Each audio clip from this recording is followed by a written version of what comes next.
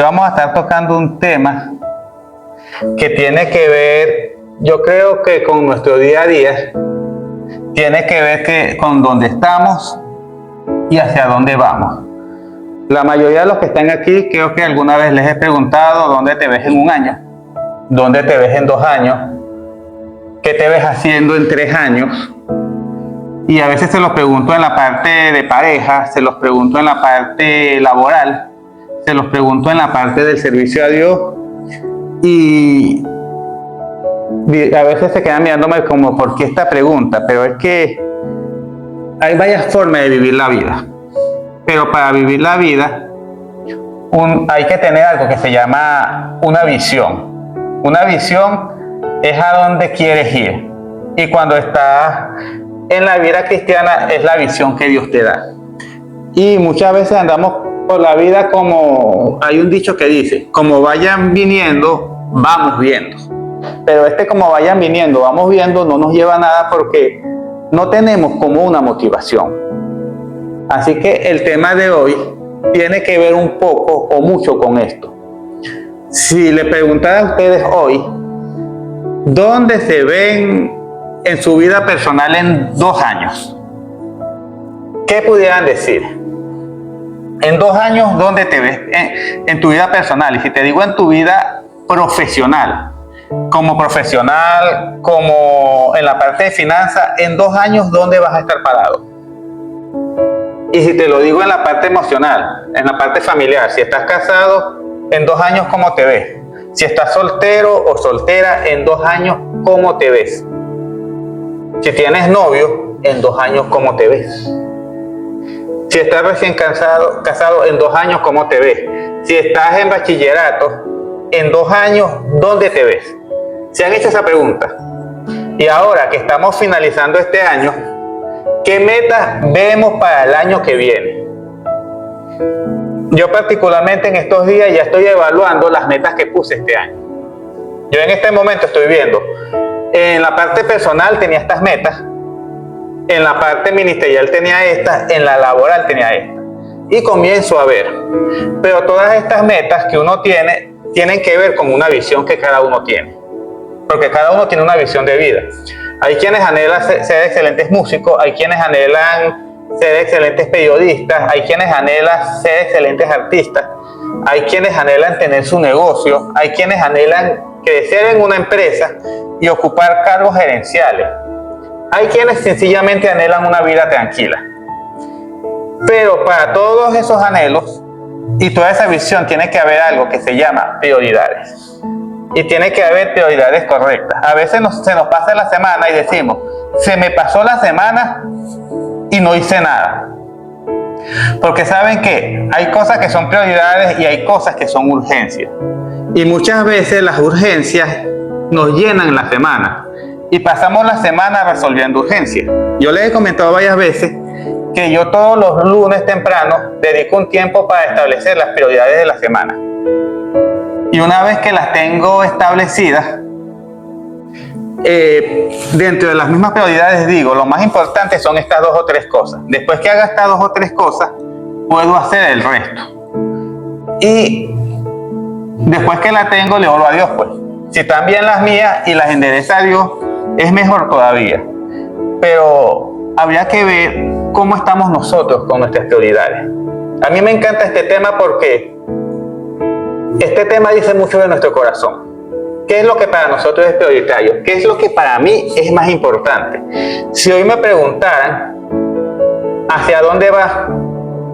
¿Qué pudiera decir? Por lo menos en la adolescencia los muchachos están en este punto de estudio esta carrera o estudio aquella o me dedico a esto. Ellos están como preguntándose qué van a hacer con su vida. Pero los que no somos tan muchachos, pero todavía somos muchachos, ¿qué vamos a hacer con nuestra vida? ¿Hacia dónde vamos? Estamos proyectando tener una familia. Queremos llegar o somos parte de esta nueva generación que quiere llegar a adultos solos. ¿Dónde está nuestra prioridad? Yo me acuerdo que cuando uno es pequeño, los padres se las ponen a uno.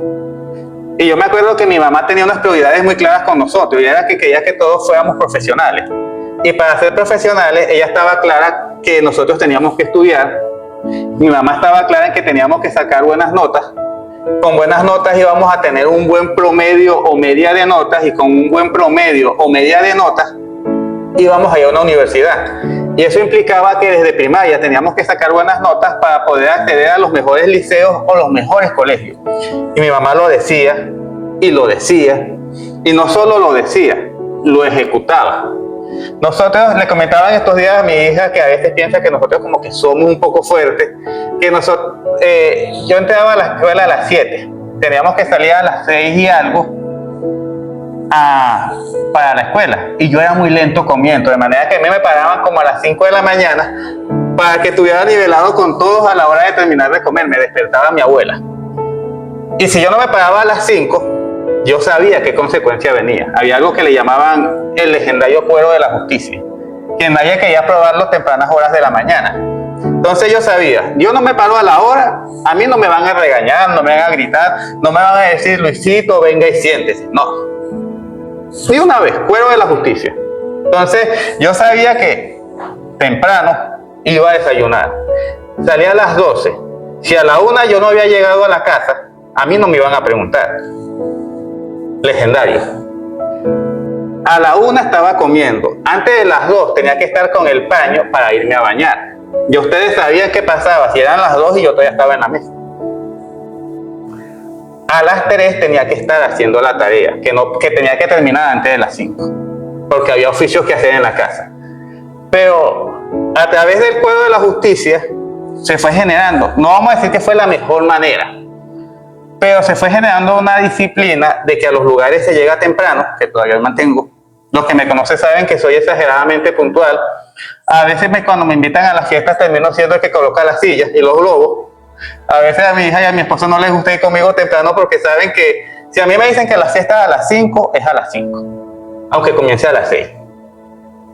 Entonces, soy exageradamente puntual, he tenido que trabajar con eso, pero mi mamá estaba clara en que si no nos hacía una disciplina y no nos hacía disciplinados, nosotros después no íbamos a buscar eso. Pues, y cuando ya yo creo que en cuarto, quinto grado, no hacía falta que nos dijeran nada. Llegamos, pasamos por el colegio, fuimos a una universidad, no teníamos nadie que nos dijera cómo hacer las cosas porque ya lo sabíamos hacer. Y eso me dio estructura en la vida. Pero en aquella época yo pensaba que la profesión no era todo. Y en el camino uno va cambiando. Y si les preguntara hoy, ¿cuáles son sus prioridades en este momento? ¿Qué pudieran decir? Porque la prioridad tiene que ver con lo que tengo en el corazón. Si en mi corazón está el dinero, mi prioridad va a ser ganar todo lo que pueda. E incluso voy a trabajar los domingos porque tengo que acumular riqueza. Si mi prioridad es la familia, podría decir que estoy buscando un trabajo de lunes a viernes o sábado para por lo menos compartir el domingo con la familia. Si mi prioridad es los idiomas, a lo mejor ya manejo 3 y estoy aprendiendo el 4. Si mi prioridad es la aventura y me gusta escalar, estoy entrenándome para escalar. Pero todos vamos trabajando consciente o inconscientemente en nuestras prioridades. Pero si no las tenemos, ahí cuando dicen las personas que no saben hacia dónde van, y algunos padres dicen, no, es que este es la oveja negra, este es el desastre, no estudió, no hizo esto, y mi niño tiene 45 años y está todavía en su cuarto y le tiendo la cama. Entonces, ¿cuál es nuestra prioridad? A mí este tema me gusta mucho porque tiene que ver, como les dije, con la visión que tengo de mi vida. Y tiene que ver mucho con planificación, tiene que ver mucho con cuál es mi ambición, hasta dónde voy a llegar. Y eso no viene de ahora. Si nos vamos a cuando comenzó la iglesia, llegó Jesús, vino, su prioridad era formar discípulos y apóstoles, y tuvo muchos discípulos y formó 12 apóstoles, que creo que siempre se los digo. Y su prioridad era de esos apóstoles formarlos lo mejor que pudo, y sabía que tenía que dejar un líder que fue a Pedro. Y él se dedicó a formarlos por 3 años. Por eso es que vemos que la vida de Jesús no tiene tantos discursos, porque él se enfocó en formar a unas personas. Y el enfoque de él es, los voy a formar para que ellos salgan a multiplicar. Y se va Jesús y comienzan los 12 a multiplicar. pero ellos sabían que tenían que tener prioridades. Comenzó una persecución, se reunían en casas y comenzó a crecer la iglesia cristiana casi sin recursos. Y resulta que en este crecimiento, el crecimiento cuando trae cambio, y el cambio trae incomodidad, y la incomodidad a veces trae buenos problemas del crecimiento. Y resulta que en estos problemas de crecimiento pasó lo siguiente, que está en Hechos 6:1. Dice que al multiplicarse los creyentes rápidamente, hubo muestras de descontento. Los creyentes que hablaban griego se quejaban de los que hablaban hebreo, diciendo que sus viudas eran discriminadas en la distribución diaria de los alimentos. Entonces, miren, ahora estamos cómodos que somos pocos, pero va a llegar el momento en que vamos a crecer. Y el crecimiento va a traer incomodidad. Miren, al multiplicarse los creyentes rápidamente, hubo muestras de descontento. O sea, más bien estamos alegres, pero no, había muestras de descontento. Y dice, los creyentes que hablaban griego se quejaban de los que hablaban hebreo. Entonces decimos, epa, ¿cómo es esto de que había creyentes que hablaban griego, paisas de Alejandro, y había creyentes que hablaban hebreo? En estos días Alejandro me dijo gracias en griego y yo quedé como... Entonces, si yo quedé con una cara, ya estoy asimilando el portugués, pero me dicen gracias en griego. Imagínense ahora una iglesia que está creciendo y hay gente que habla griego y habla hebreo, o aquí hay gente que habla español y habla portugués. Entonces imaginemos que los del portugués se sienten incómodos porque no están siendo tomados en cuenta. Y ustedes dirán, pero no todos son hebreos. Pero acuérdense que el pueblo hebreo, a través de las guerras, fue deportado a muchos países, o países de habla griega. Y cada vez que era deportado, ellos tenían que hablar este nuevo idioma. Y eso hacía que, aunque eran de descendencia hebrea, tuviesen otro idioma. Y cuando habían fiestas en Israel, venían los judíos de otras partes del mundo. Es como que en Colombia hay fiesta y van los colombianos que están en España, van los colombianos que están en Portugal, van los colombianos que están en Inglaterra, a Colombia. Y resulta de que ya van la segunda o tercera generación, y es muy común que la segunda o tercera generación ya perdió el idioma. Hace poco estaba en una celebración, un matrimonio, y era un matrimonio de venezolanos aquí, pero la mayoría ya con hijos criados en Estados Unidos, Irlanda, Inglaterra, Francia, y ustedes escuchaban a todos esos niños con, sus características de venezolanos, y la mayoría hablando era en inglés, no entendían el español. Aquí pasaba algo parecido. Vinieron a Israel a celebrar las fiestas, conocieron la palabra de Dios, pero los judíos de habla griega no entendían a los judíos de habla aramea. Estaban chocando. Nosotros lo entendemos porque lo estamos viviendo. Pero a lo mejor si estuviésemos en una iglesia de puros portugueses o en una iglesia en España, que son de pura habla hispana, ¿y qué pasaba? Si yo entiendo a Mary o a Paola o a Ámbar, cualquiera de habla hispana, más rápido lo entiendo. Pero si me dicen algo en griego, ¿a quién me voy a atender yo? ¿Al griego que no entendí? ¿O al de habla hispana que entendí? ¿O al de habla portuguesa que entendí? Eso estaba pasando. ¿Y qué generó? Que había viudas, y en el pueblo de Israel las viudas eran atendidas, y comenzaron los judíos que hablaban griego, porque ya perdieron el arameo, a nosotros no nos atienden. Viene Jonathan que habla arameo y le dan el desayuno. Viene Alejandro y pide desayuno en griego, lo miran y le dan el almuerzo a Andrés. Aquí hay discriminación. Y no era eso, era que estaban chocando las lenguas. Y esto generó un problema. Entonces, si se ponen a ver, no era que era intencional, pero ese crecimiento comenzó a generar una incomodidad. Muchas veces cuando nosotros nos comienzan a generar la incomodidad, ¿qué hacemos? Nos molestamos o decimos, si las cosas no se hacen como yo digo, no salen bien. Para que esto salga bien se tiene que hacer a mi manera. Y a veces decimos que la única forma es que para que salga bien lo hice yo. Y no necesariamente, porque no es para que salga bien, sino como yo quiera. Entonces los griegos pensaban que la única forma que se hicieran las cosas bien era a su manera. Los hebreos pensaban en eso y en la nueva iglesia había problemas. O sea que los problemas no son ni de ayer ni de hoy. Pero ¿cuál era la prioridad de la iglesia en ese momento? Predicar el evangelio. Y dirán, ¿había este problema? Sí. Y miren lo que pasó. De manera que los 12 convocaron a todos los creyentes a una reunión. Y dijeron, nosotros los apóstoles deberíamos ocupar nuestro tiempo en enseñar la palabra de Dios y no en dirigir la distribución de alimentos. ¿Qué están diciendo ellos? La prioridad de ellos, ¿cuál es? Enseñar la palabra de Dios. ¿Qué se dieron cuenta en ese momento? Que a lo mejor no habían delegado en alguien que distribuya los alimentos. Imagínense una iglesia o una casa donde mamá hace toda.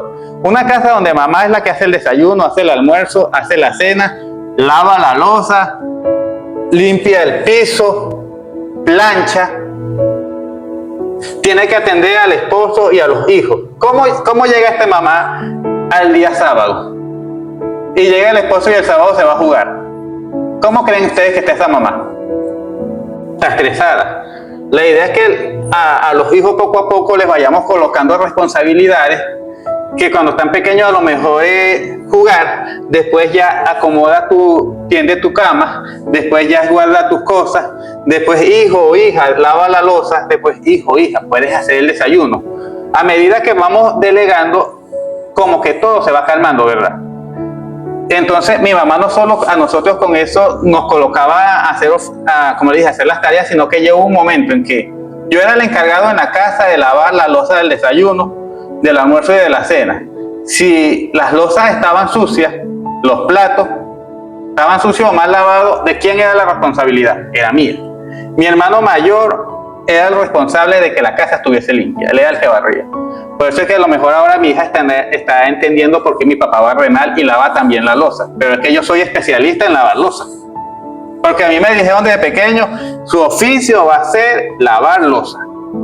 Y después va a ser lavar loza y hacer cena. Entonces, ¿qué hago yo bien? Hago desayuno, hago cena y lavo loza. No soy el mejor partido para barrer, porque esto lo hacía mi hermano. A lo mejor aquí se van entendiendo las cosas. Pero cada uno iba teniendo una responsabilidad y mi mamá podía trabajar, estudiar y criar 3 hijos sola, porque mi mamá estaba separada. Entonces imagínense criar 3 muchachos. Mi hermano mayor me llevaba 4 años a mí y yo le llevaba 4 al menor. O sea que entre el mayor y el último hay 8 años de diferencia. Y cada uno tenía algo que hacer. Y a veces nosotros en la casa queremos hacerlo todo porque si no lo hago yo no está bien. Y llegamos al final del día y estamos como desgastados. En mi casa pueden preguntar y yo hago el desayuno, hago la cena y lavo la loza a mediodía, que es cuando más loza se produce. Porque ustedes saben que en la casa, saco la basura. Que ya ahora Nerlo y Ámbar cuando me toca sacar la basura tiembla. Pero no es porque no la vaya a sacar, sino porque hace unos días tuve una pelea con el piso y el piso me ganó. Entonces, cada quien en la casa hace algo. ¿Qué hace eso? Que mi esposa no tenga tantas o sus ocupaciones disminuyen. Y últimamente en cuanto a lavar estamos participando Ámbar y yo un poquito más. ¿Qué pasa? Ahora ella tiene más tiempo. Y ahora llevémoslo a una empresa. Quiero que mi empresa crezca y mi empresa está generando mucho dinero. Estoy trabajando de lunes a domingo y quiero que mi empresa crezca, pero es que si contrato a alguien más voy a ganar menos dinero. Pero si contrato a alguien más, esta persona va a producir más, la empresa va a crecer. Muchas veces las empresas no crecen porque no le damos la oportunidad de crecer. Y miren lo que pasó aquí. Todo este problema generó a que los discípulos dijeran, aquí está pasando algo. Tenemos una prioridad, pero hay algo que tenemos que resolver. Y dijeron, hay una necesidad que es real. ¿Cuál es la necesidad que es real? Las viudas necesitan alimento y no se les está dando, específicamente las viudas griegas. Y miren lo que dice, por lo tanto, hermanos, escojan a 7 hombres que sean respetados, que estén llenos del espíritu y de sabiduría, y a ellos les daremos esa responsabilidad. Ellos sabían, los discípulos sabían que o se dedicaban a hacer la palabra, o se dedicaban a esto, y que si se dedicaban a esto se iban a descuidar, de manera de que necesitaban a alguien más. Pero ese alguien más tenían que ser personas respetadas. Ellos vieron, hay una necesidad. Entonces, si mamá trabaja en casa, y vuelvo al hogar, si mamá trabaja en casa, porque ahora es muy común el trabajo remoto, o trabaja afuera, elementalmente los oficios deben cambiar. Y aunque muchos venimos de una cultura donde la mujer cocina, diría que hoy en día el hombre también cocina. Y en muchos hogares se van a conseguir que cocina más el hombre que la mujer. Y de hecho hay esposas que dicen que él cocina mejor que ella. Entonces, los discípulos dijeron, sí, existe una necesidad que hay que cubrir. Y llegamos al segundo punto. La necesidad que ellos vieron era que había que alimentar a las viudas. En la casa puede ser que mamá está sobrecargada. Si tengo un emprendimiento y ya la carga no la puedo soportar, a lo mejor la necesidad es que debo contratar a alguien. Si tengo una fundación y me está sobrecargando, a lo mejor ahora es tiempo de entrenar un equipo. El punto es que la semana pasada hablábamos de que mejor juntos. Y aquí volvemos a lo mismo. Si queremos crecer, el crecimiento incluye cambio y el crecimiento incluye armar un equipo. Y a veces el equipo es el hogar, pero a veces el equipo está afuera. Entonces, ellos llegaron a esta segunda conclusión. Esta es la oportunidad de desarrollar a otros. Por lo tanto, hermanos, escojan a 7 hombres que sean muy respetados, que estén llenos del espíritu de sabiduría, y a ellos le daremos la responsabilidad. Pero no es que voy a agarrar a cualquiera, no es que voy a tomar a cualquiera. Hay que comenzar a desarrollar a otros. Les voy a comentar. Nosotros, aunque estamos comenzando, esto nos ha exigido tener una estructura. Y la estructura está comenzando a formarse. Y al principio comenzamos de una manera, pero a medida que hemos ido avanzando, ya tenemos una persona que está encargada como de que el templo esté funcionando bien, de que se recojan las ofrendas, dependiente de la puerta, que es como un coordinador de servicio. Hay una persona que tiene que estar pasando las láminas, y eso es un arte. Hay una persona que, como transmitimos para YouTube, está grabando. ¿Qué quiere decir eso? Imagínense que los pastores hagan todo. ¿Puedo estar aquí y puedo estar allá? No. Tengo que estar allá y soltarlo de allá a allá y confiar que lo van a hacer bien. A veces le pedimos a algunos creyentes de aquí, ya lo hemos pedido, pueden tomarnos unas buenas fotos, pero ¿qué se ponen a ver? Escojan a 7 hermanos respetados, llenos del espíritu y de sabiduría. Y eso es que tengan cualidades en eso que le pedimos, porque imagínense que yo no sepa tomar fotos y me pidan el favor de que tome fotos. ¿Cómo van a hacer esas fotos que yo voy a tomar? O imagínense que yo sea el que barra esto. ¿Cómo va a quedar este piso? La losa va a quedar bien, el piso va a quedar desastroso. Entonces, eso implica que en la casa, en este momento, si estamos en caos, a lo mejor todos tenemos que hacer algo. Entonces, en la casa, Janet Luis sabe que yo soy muy bueno en la losa y no soy bueno barriendo. Entonces, ella no me va a pedir a mí que barra. Me va a pedir a mí que lave la losa, voy a cocinar, e incluso puedo lavar la ropa. Porque ya ni siquiera es lavarla, es meterlo en la lavadora, la secadora y acomodar. ¿Y qué otra cosa puedo hacer? Tratar de mantener el orden. Cuando llego del trabajo, me quito los zapatos y los guardo, o sea, eso lo puedo hacer. Y eso le quita trabajo a ella. ¿Qué puede hacer Ámbar? Cuando le toca lavar la loza, la lava. Cuando le toca cocinar, lo hace. Mantener el orden y ayudar en lavar. Adicional a su oficio. La idea es que debemos acostumbrarnos a trabajar como equipo. Porque imagínense que Nelo es la pastora, pero en la casa lo está haciendo todo. ¿En qué momento va a poder pensar en Dios? Si está cubriendo toda su carga. Entonces, el primer lugar donde se refleja a Dios es en el hogar. Entonces, ¿cuál es la prioridad muchas veces? Que el hogar esté pulcro o que la familia esté unida. Cuando trabajamos juntos, la familia está unida. Y los apóstoles tuvieron que escoger a 7 personas llenos del espíritu y sabiduría, porque imagínense que aquí hay un nuevo creyente y yo vengo y lo pongo a orar por las ofrendas. ¿Cómo creen ustedes que lo haría?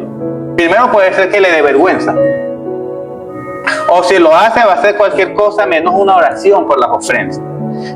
Aquí la idea es que como iglesia estamos creciendo y poco a poco vamos formando. Le diría que Jonathan comenzó a entrenarse hoy con Alejandro. Queremos que el equipo crezca. Y no fue que lo tiramos ahí, sino que él va a comenzar un entrenamiento. Y en todo nos estamos entrenando. Entonces la vida es un constante entrenamiento. Y los discípulos dijeron, necesitamos 7 hombres que se encarguen de la partición de la comida.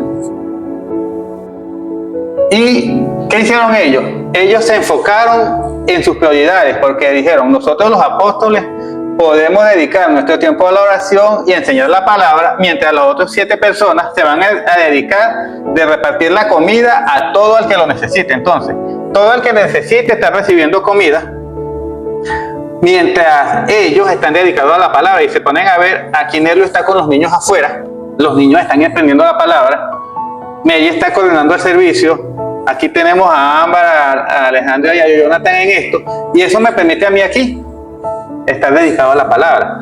Imagínense que yo no quisiera enseñar nada, y va a llegar un momento en que no me van a ver a mí y nada más. ¿Cuál es mi anhelo?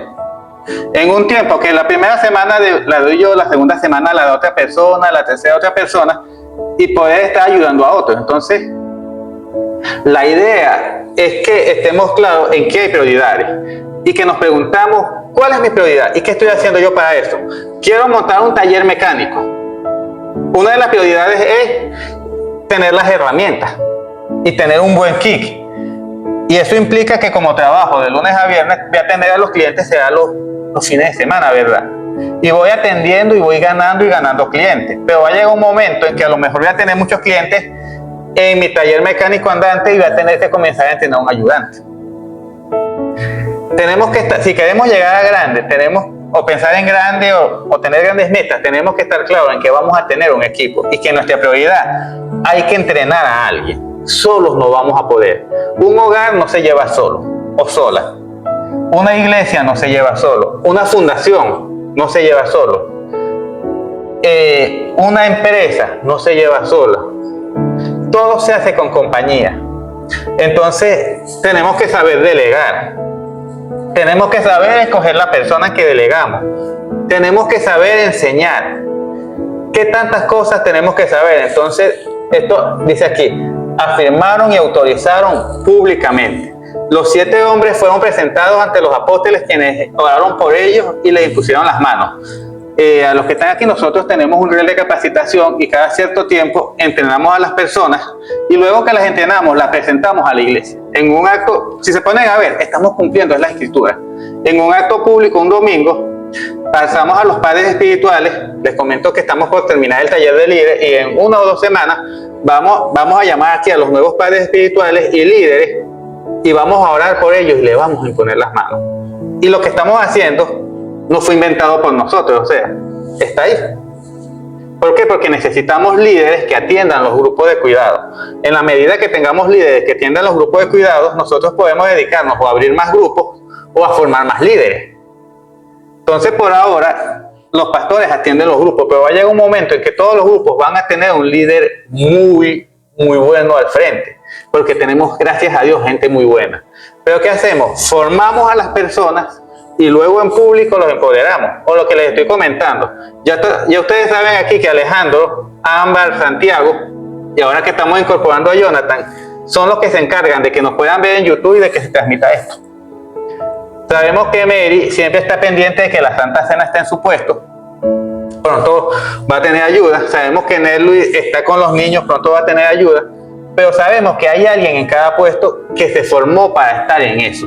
Y eso no lo inventamos nosotros. Los apóstoles estaban claros. Para que ellos pudieran dedicarse a llevar el evangelio, tenían que formar personas, pero no solo formar personas. Tenían que decir en público, estas personas son autoridad. Tenían que darle la autoridad. A veces nos pasa que tenemos a alguien muy bueno en algo, pero es que no, él habla mejor que yo y si lo dejo, él va a ser el pastor. Entonces, ya cuando comienzo con ese pensamiento, ya estoy compitiendo, ya no funciona. Más bien debemos alegrarnos de que salgan personas mejores a nosotros. Pero a veces los hombres tendemos a competir con nosotros mismos y en las empresas, a veces yo como técnico no le enseño a otro técnico por el miedo a que ese otro técnico me vaya a desplazar. Y nos negamos a enseñar. Imagínense que Jesús hubiese negado la salvación y este quinto punto, afirmaron y autorizaron públicamente en la casa, es que muchas veces nos sentamos y nos distribuimos cuando vemos que las cargas se comienzan a complicar. Una vez en Chile, mi mamá vivió un tiempo con nosotros, en algún momento va a volver, y era como que todos hacían todo y nadie hacía nada, y estábamos todos sobrecargados. Nos tuvimos que sentar a la mesa y me tocó dirigir y decir, bueno, vamos a hacer un horario donde esta persona el lunes hace esto. Nos distribuimos todas las cargas públicamente, y no solo nos las distribuimos, sino que Ama llegó y hizo un horario muy bonito y lo publicamos en la nevera. ¿Pero a quién le toca lavar la loza? Me toca a mí. ¿Cómo me escapo? ¿A quién le toca esto? Porque a veces puede pasar que en el camino nos desorganicemos, pero nos volvemos a organizar. Y aquí en la iglesia nosotros, y todos los que me conocen saben que nos gusta formar gente. Siempre vivimos formando y entrenando, porque eso es la forma de que la iglesia crezca, es la forma de que el hogar no se vuelva una carga, y si tienen emprendimiento es la forma de que el emprendimiento crezca. Eso sí, tenemos que ser muy selectivos y buscar personas que amen a Dios, porque si amen a Dios no los van a traicionar a ustedes. La cuestión está en a quién estamos eligiendo, y vamos a ver qué viene luego. Eso nos lleva a lo que les estoy hablando, de que tenemos que entrenar a personas. Pero más que tenemos que entrenar a personas, tenemos que establecer cuáles son nuestras prioridades. Porque ustedes dirán que yo vine hablando de prioridades, que vine hablando de que la prioridad viene con una visión. Pero si no tengo clara qué es una prioridad, hay algo muy común que le llaman el principio de Pareto. No sé si lo han escuchado. Pareto dice lo siguiente: con las prioridades correctas, el 20% de nuestro esfuerzo obtendrá el 80% de los resultados que deseamos. O sea que puede ser que nosotros tengamos muchas cosas que hacer, pero si nos enfocamos en las principales, nuestro rendimiento va a ser mayor. Y con las prioridades equivocadas, el 80% de nuestro esfuerzo dará el 20% de los resultados. Imagínense que mi prioridad es montar una empresa de donas. Pero cuando voy a hacer las donas me distraje porque no he hecho esto, porque me falta aquello, y se pasó el tiempo y se me pasó toda la semana y no hice las primeras donas. Entonces, ¿cuál es la prioridad si voy a hacer la empresa de donas? Que tengo que ver qué es lo que necesito. Primero tengo que tener unas donas muy sabrosas. Después que haga las donas sabrosas, tengo que saber cómo las voy a vender. ¿Pero qué quiere decir? Que tengo que establecer una prioridad, y en esa prioridad enfocar el 100% del esfuerzo. Entonces Pareto dice esto, que tenemos que ver cuáles son nuestras prioridades correctas, porque podemos tener muchas, podemos tener hasta 80, y a lo mejor de las 80 nada más 5 son correctas. Entonces es ocupar el 80% de nuestro tiempo en el 20%. Otro ejemplo: quiero comprar una casa. Lo primero es que tengo que comenzar a ahorrar. Entonces, 5 años y quiero comprar una casa, y te pregunto, ¿y cuánto has ahorrado? Si no tengo el ahorro para dar la inicial o el pie, ¿cómo compro la casa?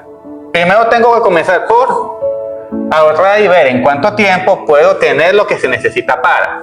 Otra cosa, como voy a quitarle prestado al banco, tengo que ver qué banco me da la mejor tasa. Eso implica que tengo que visitar el banco o tengo que estar en internet. Entonces todos los días digo, no, esta semana sí, me voy a meter en la compra de la casa. Pasó la semana, ni ahorré ni investigué. Pasaron los años, no lo hice porque no establecí prioridades. ¿Cuál era la primera? Tengo que ahorrar. La segunda, ¿qué banco me da la mejor tasa?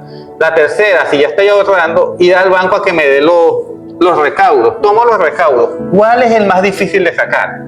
Me enfoco en sacar ese, y cuando sacan ese, lo demás viene. ¿Sí me van viendo? Es llevar esto en orden. Entonces Pareto dijo eso, el principio 80-20. 80% de mi tiempo en el 20% que en verdad hace que todo fluya. Entonces,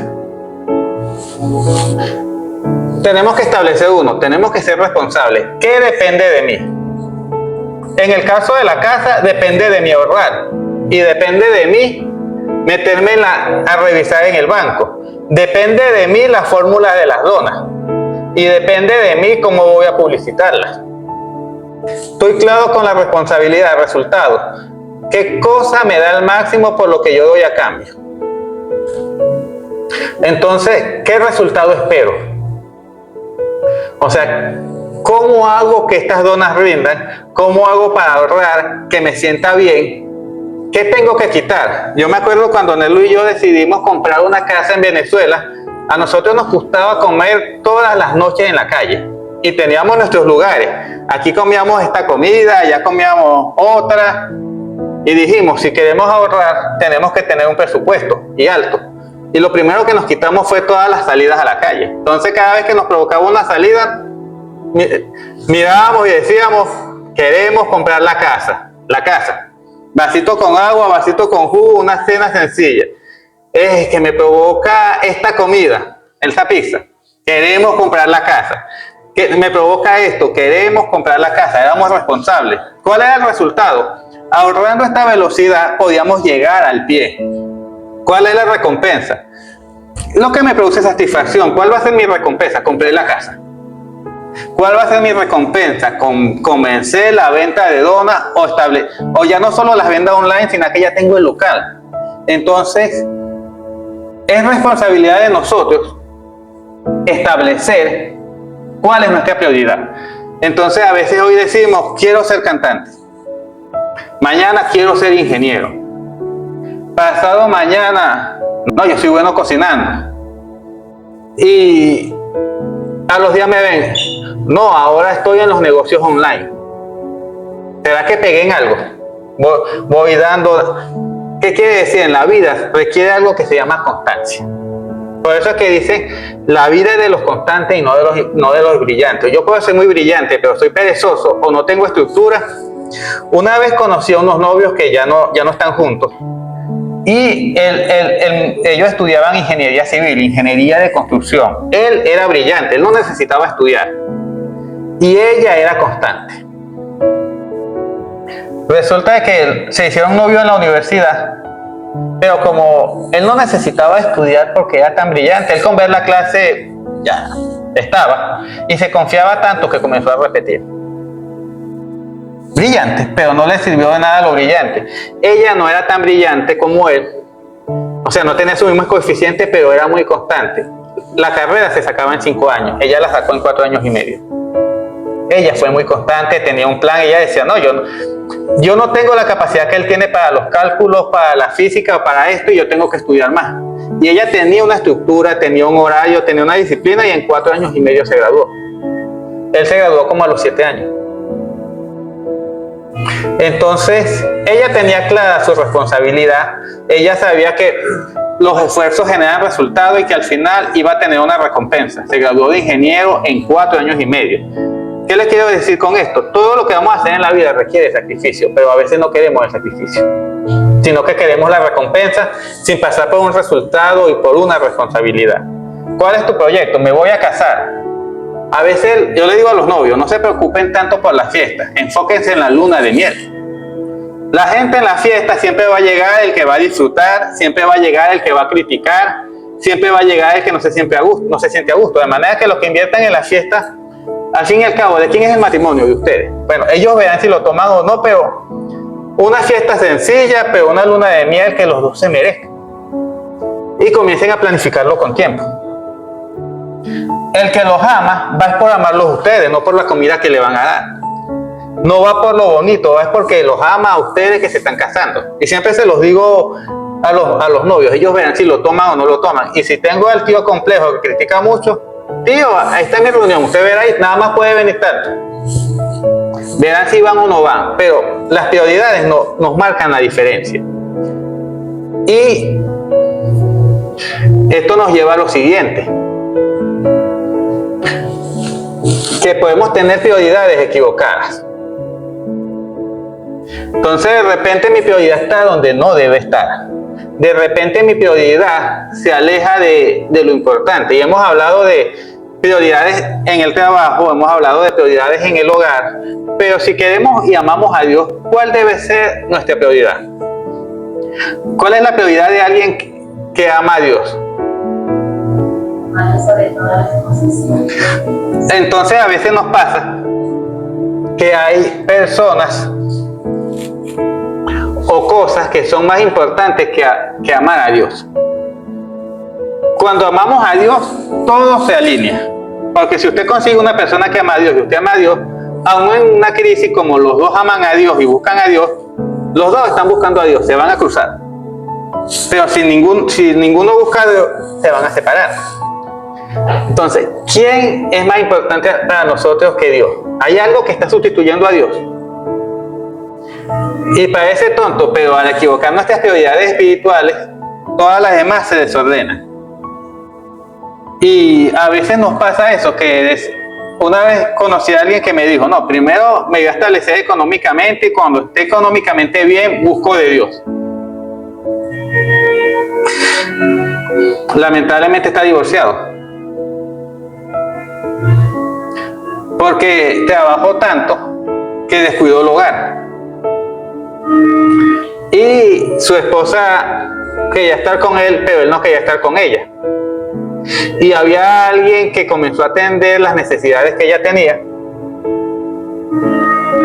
Y el día menos pensado, él no estaba en el trabajo, pero ella no estaba conectada con él. Entonces, ¿dónde está su prioridad hoy? Está en Dios. Si ustedes tienen a Dios como prioridad, nada les va a faltar, porque Él ordena todo. Pero si no tenemos a Dios, entonces, ¿qué es eso que de repente puede estar ocupando ese puesto? ¿Quién está ocupando el puesto de Dios hoy? Lo está ocupando Dios. Nosotros en la iglesia decimos que primero está Dios. Después de Dios, si eres casado, está tu esposa o tu esposo. Después de tu esposa o tu esposo es que vienen los hijos. ¿Y por qué así? Y dirán, no, qué malvado. Primero después del esposo o la esposa, los hijos. Porque ¿saben qué? Los hijos son prestados. Los hijos ya innatamente, cuando pueden, se quieren ir de la casa. ¿Y con quién va a quedar usted? ¿Con su esposo o con su esposa? El hijo se va. Y con todo el derecho se va a casar. ¿Qué vamos a hacer? Se van a casar, se van a ir y van a hacer su vida. Es parte de la vida. Es el ciclo de la vida. Entonces, si amamos a los hijos por encima de los padres, ¿qué va a pasar cuando se vaya el hijo? Dos desconocidos en el hogar. Y después de los hijos, es que viene el trabajo, es que viene la iglesia y lo demás. Entonces, si usted está casado, y la esposa se está quejando que es pura iglesia, bájale a la iglesia, cuida tu matrimonio. Nosotros preferimos un matrimonio feliz que una persona que está 100% en la iglesia, pero él o ella se sienten solos. Tenemos que modelar. Y eso se basa en prioridades. ¿Dónde está tu prioridad? ¿Dónde está tu corazón? A veces tenemos al esposo por encima de Dios, o a la esposa por encima de Dios, o a los hijos por encima de Dios, o al dinero por encima de Dios. Y miren lo que dice este apóstol que fue Juan, que fue uno de los tres cercanos a Jesús. Dice, y sabemos que el Hijo de Dios ha venido y nos ha dado entendimiento, para que podamos conocer al Dios verdadero. Y ahora vivimos en comunión con el Dios verdadero, porque vivimos en comunión con su Hijo Jesucristo. Es el único Dios verdadero y es la vida eterna. Entonces nosotros sabemos que a través de Jesús tenemos vida eterna. Y Jesús nos dijo que es a través del amor. Y es a través del amor a Dios. Y aquí viene la paradoja. Para amar a Dios tenemos que amar al prójimo, porque si no amamos al prójimo que vemos, ¿cómo vamos a amar a un Dios que no vemos? O sea que el amor a Dios lo reflejamos en el amor al prójimo. Y si amamos al prójimo, no va a faltar nada, porque hay gente que la mayoría de la gente se la pasa los primeros años de su vida trabajando para vivir bien, para llegar a la frase de la libertad económica, que es relativa. Entonces, después de tantos años trabajando para la libertad económica, cuando lo logran, resulta que todo lo que ganaron ahora lo van a gastar en medicamentos y enfermedades, y no disfrutaron. Debe haber un equilibrio. Hay algunos que se van más a lo cómodo, hay algunos que se van más al trabajo, pero si nos vamos más a Dios, en Él tenemos vida eterna, en Él tenemos una familia, en Él tenemos tranquilidad en el corazón, en Él tenemos paz, o sea, no nos va a faltar nada. ¿Y por qué te digo este tema? Porque estamos comenzando una iglesia. Entonces imagínense una iglesia donde cada uno tiene sus prioridades claras, prioridades correctas. Entonces Lo bueno es que estamos a tiempo de ordenar prioridades. Y qué bueno que estamos a fin de año. ¿Y qué les diría yo? Anoten esas 20 cosas. Piensen cuáles son las 20 cosas que son más importantes para ustedes. O se les va a reducir. Piensen en 10. De esas 10, seleccionen las 5 más importantes. Me van llevando el 10. Piensen en 10 cosas muy, muy importantes para ustedes.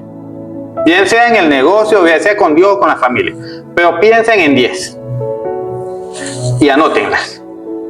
Después que tienen estas 10 cosas anotadas, bájenme esa lista 5. De estas 10, ¿cuáles son las 5 que sí o sí hay que hacer?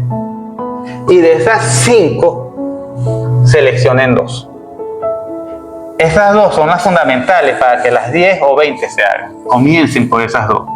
Porque hemos estado hablando de prioridades, pero ¿y cómo se consume eso? Entonces, anoten esas 10 cosas. No les digo 20. O sea, estoy poniendo fácil. 10. Ya depende de ustedes, pero tengo un amigo que está en un hospital que me dijo, tráigame un cuadernito que necesito hacer mis devocionales, y comenzó a organizar las cosas. Es de una persona muy organizada que admiro mucho. Yo sé que si no le llevan el cuaderno hoy, se lo llevo yo en la semana. Ese amigo que tengo por ahí. Entonces, él está anotando sus cosas. Entonces, de esas 10, van a seleccionar 5. Y de esas 5 se van a quedar con 2. Si me voy a casar, de las 10, voy a tomar las 10 cosas más importantes del matrimonio. De las 10 voy a quedarme 5, y de esas 5 voy a tomar las 2 que necesito. Si voy a comprar la casa, lo mismo. Las 10 que son clave, bajo a 5, me quedo con 2. Si me está yendo mal en físico, química, ¿cuáles son las 10 cosas que me están afectando más? Las 5 claves, y me quedo con las 2 cosas que no entiendo nada. Si lo ven, principio de Pareto. Tomo las 2 más importantes y eso me va a potenciar. Sigamos. Y dice así: queridos hijos, aléjense de todo lo que pueda ocupar el lugar de Dios en el corazón. Y miren, esto es clave. Aléjense de todo lo que pueda ocupar el lugar de Dios en sus corazones. ¿Y qué puede ocupar? Miren, aquí les tengo una lista muy larga. Para un hijo pueden ser los padres. Hay que amar a los padres. No estoy diciendo que no les amen, pero primero hay que amar a Dios. Si no amamos a Dios, no amamos a los padres. Puede ser el novio o la novia, pero yo sé que en este caso no lo es. Que primero está Dios. Puede ser un enamorado. Pueden ser los hijos. Pueden ser las ambiciones. Plata, plata, plata. Pueden ser los alimentos. Me encanta comer de todo. Y ahí puedo pecar yo rapidito. Puede ser alguna sustancia. Alcohol. Algún estupefaciente. Puede ser las posesiones. Quiero tener más y más, y tengo esto. He conocido mujeres hasta con 30 pares de zapatos. Hay un par que lo usa una sola vez. He conocido también hombres con un sofá, con un closet tan grande que no lo usan. Y hay hombres que necesitan. Y hay mujeres que necesitan. Puede ser la tecnología o la seguridad económica. Cuando tenga seguridad económica, ahí busco de Dios. ¿Y saben qué? Luchando por la seguridad económica y me dio un infarto. Mis bienes se lo van a disfrutar otros. O puede ser que quiero que me reconozcan en las redes. Quiero ser un youtuber. Quiero tener 5K. ¿Y qué pasa? Eso es una apariencia. Cuando usted está enferma, ¿esas 5K de qué le sirve? Usted se cayó. ¿De qué sirven esos 5K? Activismo eclesiástico. Que me vean en la iglesia. Al final, si no hice relaciones en la iglesia, voy a quedar igual solo. Deporte. O me gusta que me vean muy bien el cuerpo. Pero ¿qué hago con un cuerpo esbelto, pero sin un Dios en el corazón? Díganme ustedes. Diversiones, apariencia, trabajo, negocio, poder, control, popularidad. quiero que todos me vean y que todos opinen bien de mí. Me molesta que las personas tengan una mala imagen. Vivo de lo que las personas piensan de mí. O sencillamente me gusta tener siempre la razón. Yo soy el que tengo la razón y las cosas se hacen como yo digo. Queridos hijos, aléjense de todo lo que puede ocupar el lugar de Dios en el corazón. Entonces, hoy les invito a que inviten a Dios a que tome el primer lugar en sus vidas. Les invito a que se tomen tiempo y establezcan sus prioridades del 2025. ¿Qué pasa si comenzamos a establecer de una vez las prioridades en el área de pareja, área económica, área de estudios, área de familia, área profesional, área ministerial? ¿Qué creen ustedes si dejamos esas prioridades ahorita en noviembre listas? Si ya tengo las prioridades, voy a ver cómo los hago. ¿Cómo creen ustedes que va a ser el año que viene? ¿Mejor, igual o peor? Mejor. Puede ser que no cumplamos el 100%. A mí me ha pasado años en el que se han cumplido el 100% de las tareas que me puse, de las metas. Hay años que se cumplió el 40%. Quiere decir que a lo mejor no me las establecí bien. Hay años que no se cumplió nada, pero que de nuestra parte quiere establecer prioridades. Si estás casado, después de Dios es tu esposa o tu esposo, y deberíamos darle notas a ellos. O sea, darle nota es como que ellos se sientan bien. ¿Cuál sería el caso? Si tengo una esposa después de Dios, ella debería estar contenta. Si no está contenta, tenemos que pensarlo. ¿Cómo están nuestros hijos con respecto a nosotros? Si nuestra familia está contenta con nosotros, estamos haciendo nuestra función bien. Entonces, hoy les invito a que anoten sus prioridades del año que viene. Que se tomen el espacio y anoten esas 10, pasen por 5 y las lleven a 2. Que esas 2 se las lleven a Dios.